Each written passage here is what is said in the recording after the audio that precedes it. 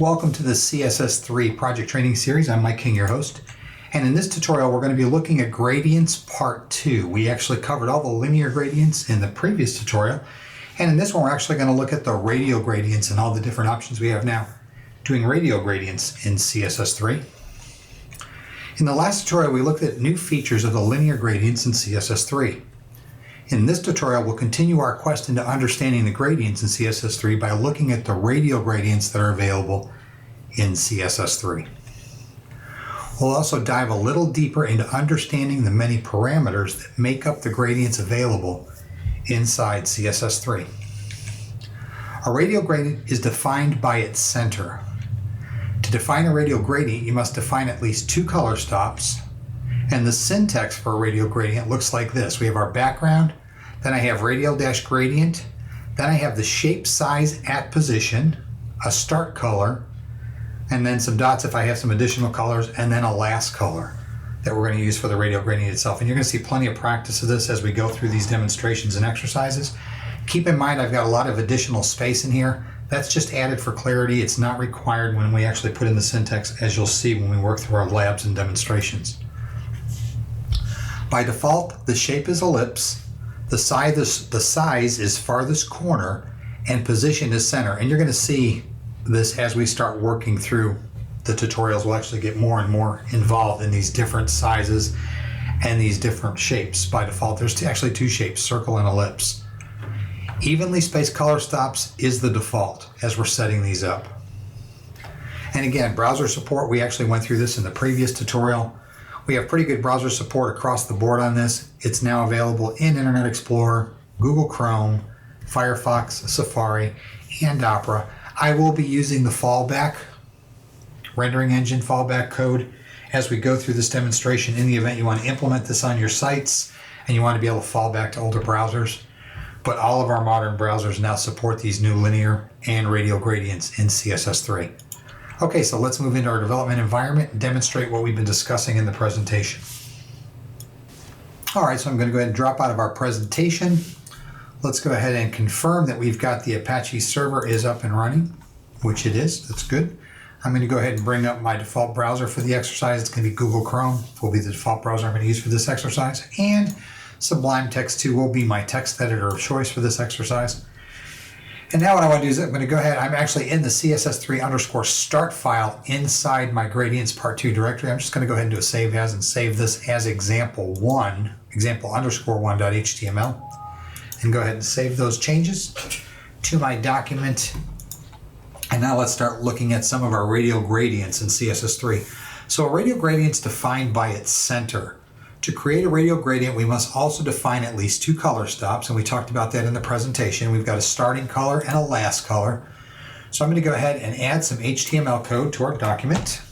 It's going to be very similar to what we've done in the previous tutorial, but now we're actually looking at radial gradients instead of linear gradients. So I'm just going to add my radial gradient demonstration, evenly spaced color stops.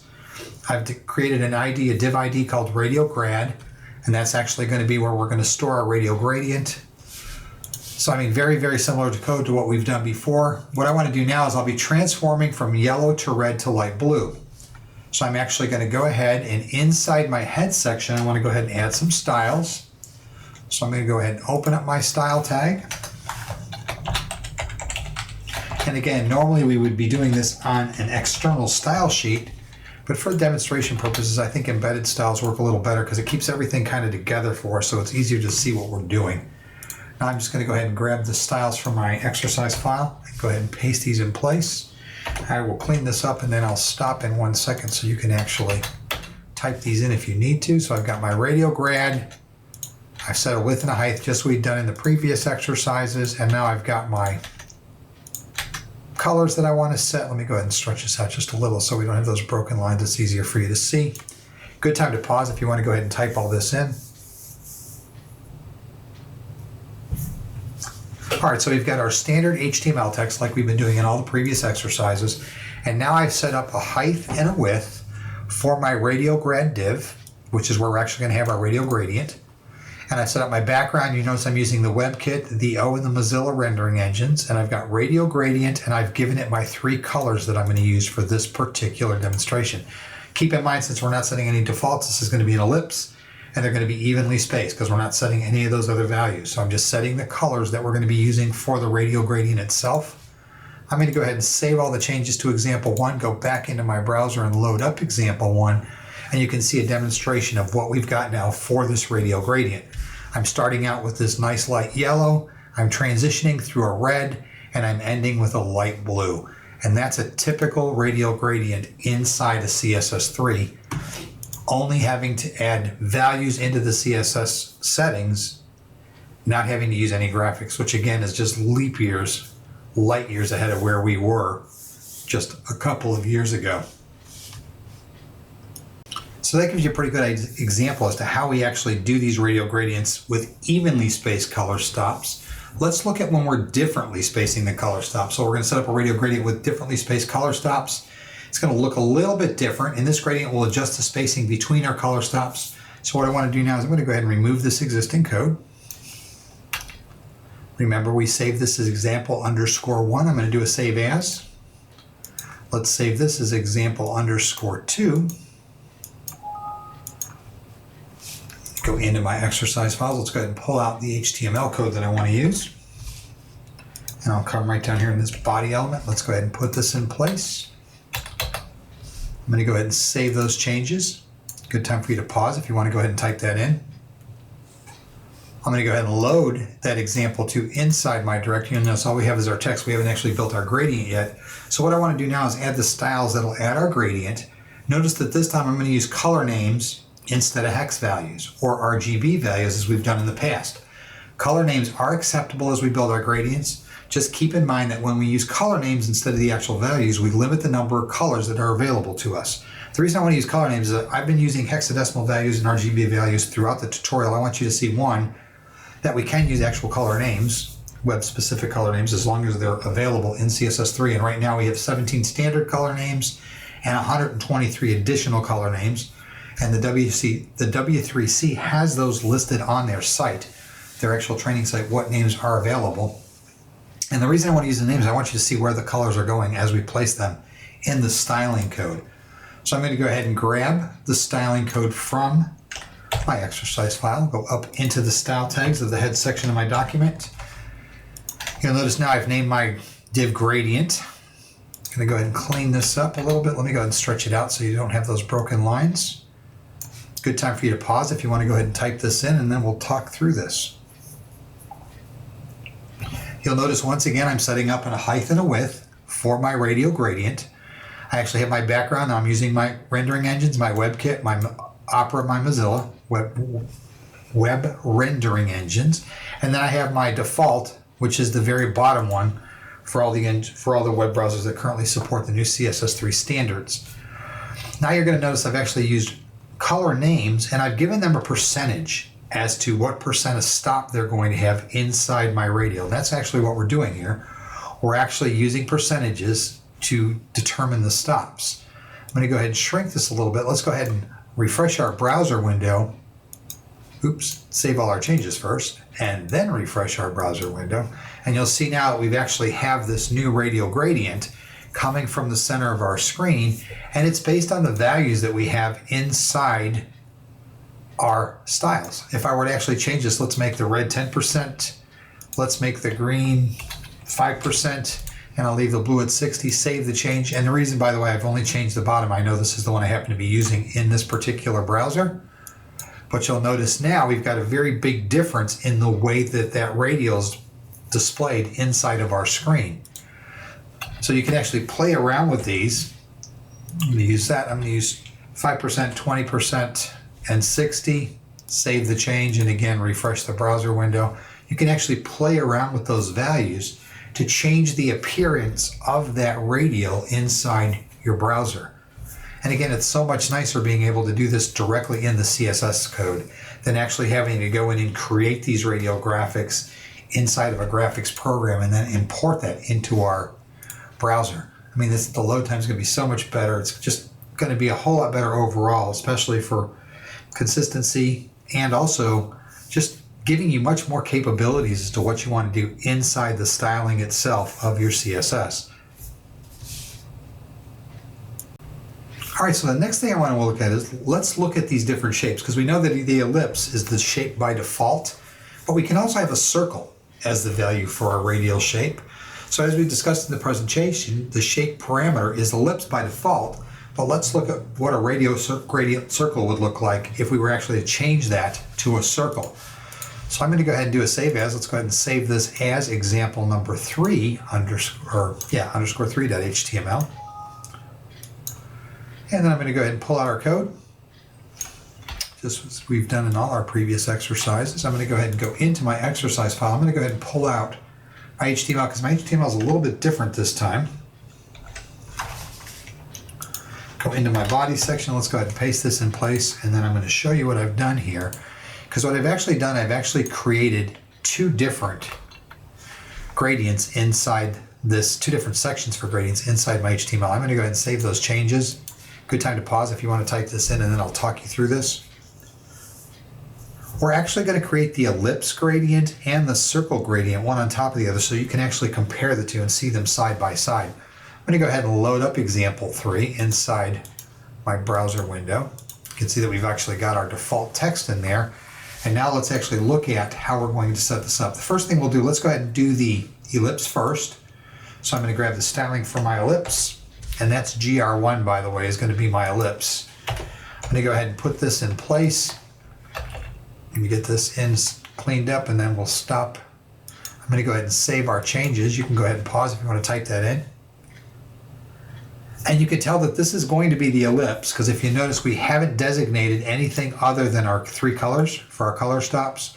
Since we haven't designated new colors, it's going to be the ellipse because it's the ellipse by default. I'm going to go ahead and save all our changes, refresh the browser window, and you can actually see what the ellipse looks like in our radial gradient. Now let's go ahead and add the styling for our circle, because that's actually going to add a parameter into our CSS3. And you'll notice now, let me go ahead and pull out some of these blank lines. Again, good time to pause if you want to go ahead and type this in. You'll notice on gradient 2, we've actually added another parameter into the radial gradient, and that's the circle. And it's just telling the radial gradient that now you're going to be a circle instead of the ellipse that you are by default. I'm going to go ahead and save those changes, refresh our browser window, and now you can see the difference as you see them side by side, what a circle looks like as compared to what the ellipse looks like, and the difference in the code. The only difference between our two radial gradients is the circle value that we've actually put into the second, or the GR2 div ID, to give it a circle as the radial itself. And again, we could change these colors to any values that we wanted, as we've demonstrated in all our previous exercises. All right, so our next demonstration is going to be a little more complex because we're actually going to get into the different size keywords that we can use as we're building these radial gradients. And we have closest side, farthest side, closest corner, and farthest corner. So again, an example, a radial gradient with different size keywords. We're going to remove all of our existing code from here. Let's do a save as first. I'm going to save this as example number 4. I'm going to go ahead and pull out all of our existing code. And we're going to do this step by step. I'm going to add all the HTML at one time so you can actually see what we're going to do. I'm going to go back here, refresh, load up number 4. We should have nothing in there. Save all our changes. There we go. So we got our screen, our browser window now is nice and clean and clear. Let's go ahead and add our HTML first, and then I'll talk you through it. So I'm just going to go into the body section of my document, and I'm going to go ahead and put in the HTML. You notice we're putting radial gradients using different size keywords, and then I'm setting up each one. I've got 4 different div IDs, gradient 1, gradient 2, gradient 3, gradient 4, GR3 or GR1 through 4. And one's going to be a closest side, a farthest side, a closest corner, and a farthest corner. And so what we're going to do is we're going to actually add each one of those styles individually so that you can see how they interact with one another and how things work as we set up these radial gradients. Good time to pause if you want to type in the HTML. So what we're going to do here, we're going to go and demonstrate the different size keywords that we can use inside of the new radial gradients in CSS3. So I'm going to add one style at a time. Since this one's going to be a little bit more complex as we talk our way through it, I didn't want to add them all at one time because this way I want you to be able to grasp what we're doing, and I want to demonstrate what some of these settings are. The first thing I want you to point out, the first value identified is how far from the left the radio begins. The second one is how far from the top the radio begins. So let me add this first one for you, and we'll play with these and you'll see what I mean. So I'm going to go up into my style tags. Let me go ahead and clean up the formatting here, and then I'll get everything set up so that you can type it in if you need to. Let me go ahead and stretch this out a little bit. We don't want those line breaks. I'm going to go ahead and save these changes. Good time to pause if you want to type in the styles for our first gradient. And keep in mind this is going to be our closest side gradient. Let's go ahead and save all our changes, refresh our browser window, and you can see what the closest side looks like, how it's set up by default. Now keep in mind I've got this 60% and 55%. And what the 60%, that number signifies how far from the left the radio begins, the center of the radio begins. So this is 60% over, 55% down. And if I were to do this, let's go ahead and change these to 50-50. You'll see exactly what I mean. We're going to change it to 50, and we're going to change it to 50. And keep in mind, I know that I'm using this last value. This is the style that I'm using with this particular browser. That's why this is the only one that I'm changing. I'm going to go ahead and save the change, refresh the browser window, and you'll notice now he's increased in size because we've actually moved that center point into the center of our actual radial size. This is based on the 150 by 150 size that we set up for this particular radio. If I wanted to bring him in, say I wanted to make it 10, save that change, bring it in, you'll notice that 10% is from the left edge. I've still got my 50% from the top and bottom. What if I were to make that 10? Save the change, refresh the browser window. Now you'll notice I'm 10 down and 10 over. And my radial has adjusted to that size based on how I've set up those parameters. So there's a lot of cool things now that you can do using this particular setting. Remember, this is the closest side setting. The next one we're going to look at is going to be the farthest side setting. So I'm going to go ahead and save all these changes. Now I'm going to go ahead and add the second set of styling for the farthest side. And we'll talk these through as we get them in. I'm going to go right below where we set up our first one. Let's go ahead and put in our second one. Make sure that my window's sized enough so you can get everything in there. And you'll notice part of our values now inside these properties is farthest side. The first one was closest side, now we're at farthest side. So I've got my size settings, my positioning settings, and farthest side. So let's go ahead and save all those changes. Let me scroll up just a little bit. If you want to go ahead and type that in, good time to pause. I'm going to go ahead and refresh the browser window so you can actually see now the farthest side as compared to the closest side. And again, by adjusting these values, the size values are based on the center point of the radio. First value is from the left edge out, the second value is from the top edge down. But watch what happens with our radial as we adjust these. Let's start out just like we had ended the last one. Let's go with 10 and 10 so we can make a comparison. Save the change, refresh the browser window. Notice now my center point is 10 and 10, but my radial is actually trying to do its best to fill the screen, fill the available space. So I can adjust the center point. Let's make it 15 and 15, very slight adjustment. And again, farthest side, you'll notice now it moved out my center point and my radial moved out slightly. If I were to make it 50 and 50, save the change, refresh the browser window. Now we've got our center point of our radials dead center in our available space, and the radial itself is just barely touching all the edges of the box, the bounding box that we've actually put for this particular radial. And again, that box is based on the size that we've given here. If I were to change the size, the radial itself would adjust. Let's go ahead and save the change.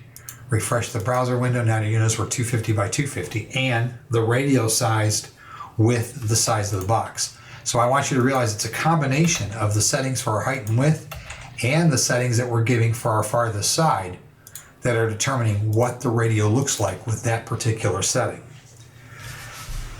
Okay, so the third set of stylings that we're going to look at, this covers the closest corner settings. So again, I'm going to scroll down in the head section of my document. Let's go ahead and grab the styling. And come right below where we did our GR2. This should be our GR3. And we've got our GR3. I've got my height stylings. And again, you'll notice it's closest corner. Everything's pretty much set the same as they were for the previous one by default. Let's go ahead and save our changes. I'm going to scroll up just a little bit if you want to go ahead and pause to type that in. I'm going to go ahead and refresh the browser window so now you can see the closest corner. Let me go ahead and scroll up our browser also because now we're starting to move outside the realm of our browser. Go ahead and minimize this a little bit.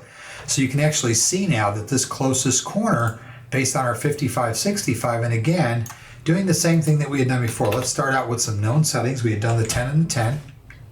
So you can see what's occurring when we play with the settings for this particular size, this closest corner size. So I save it, 10 and 10, makes my, makes the actual radial itself. You'll notice it's very, very similar to what we had done with the first one, with size and position. Although this one has a little bit deeper of a radial to it. In other words, a little bit deeper of a transition to it. As I adjust it here, let's go 20/20.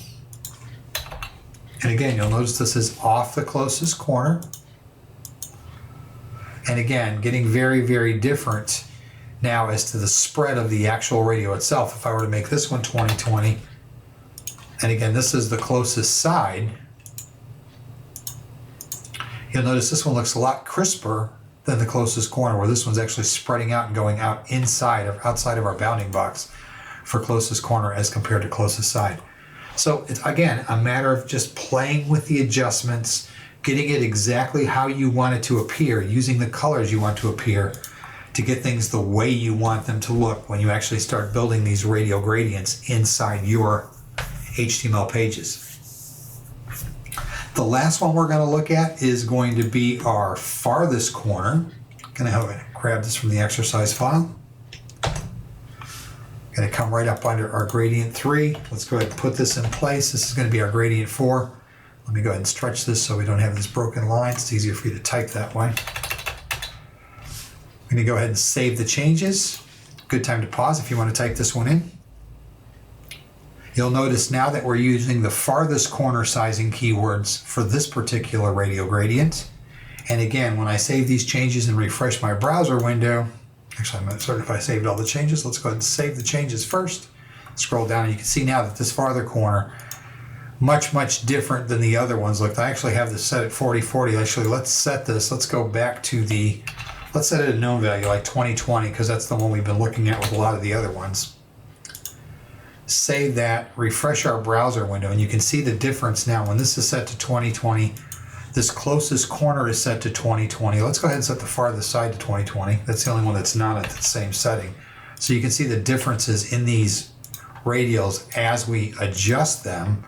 So we've got this farthest corner, closest corner, farthest side, and then closest side. And everything has the same settings, the actual same percentage settings. And now you can see how they actually impact that radial differently based on how it's put into the CSS coding for our document.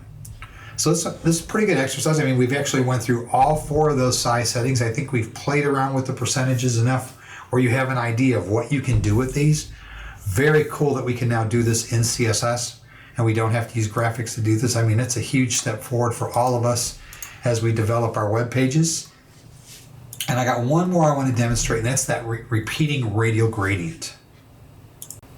All right, so just as we had done with the linear gradient, we actually have an ability to repeat radial gradients inside CSS3 also.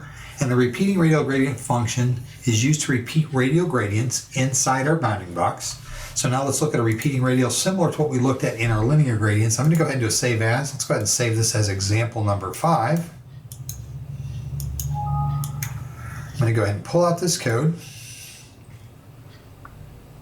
because if you have access to the exercise files, you will have all that in there so that you can use it if you need it. I want to go ahead and add some HTML coding into our document. And this one's going to be a lot simpler than the one we just went through. This is a pretty easy one, actually. So I've just got this repeating radial gradient demonstration. I've set up a div with a GR1 for our gradient 1. I'm going to go ahead back and load the example number 5. And all you're going to see there, once I save all these changes, is a blank screen with our little bit of text that we just put up there. And now what I want to do to actually do the repeating radial, I'm just going to go ahead and add some styles in between our style tags.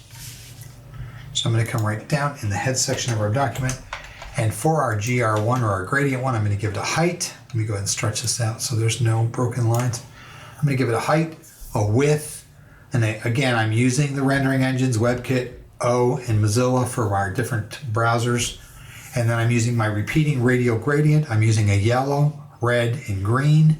And there's a percentage as to how those are actually being displayed across the repeat.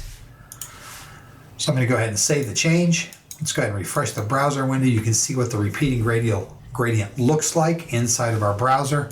If I were to adjust these percentages, that's going to actually adjust how much of that particular color is available inside the repeating radial. I'm only going to adjust the bottom one again based on the fact I know that's the one I'm using for this particular browser. That's the rendering engine. Keep in mind that if you're going to do this across your website, you want to adjust all of these because you're not certain what your users are going to be coming to your website with. And if you want it to be consistent, you'll need those other 3 currently to support some of the older browsers out there.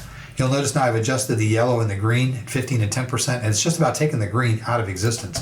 If I were to make this 1%, save the change, refresh the browser window, you can see now that we actually lose a little bit of the red. We're actually going to, I'm going to actually put this down to 10, and I'm going to put up the green to 20. And again, I'm just playing with these so you can see how it impacts the repeating radial.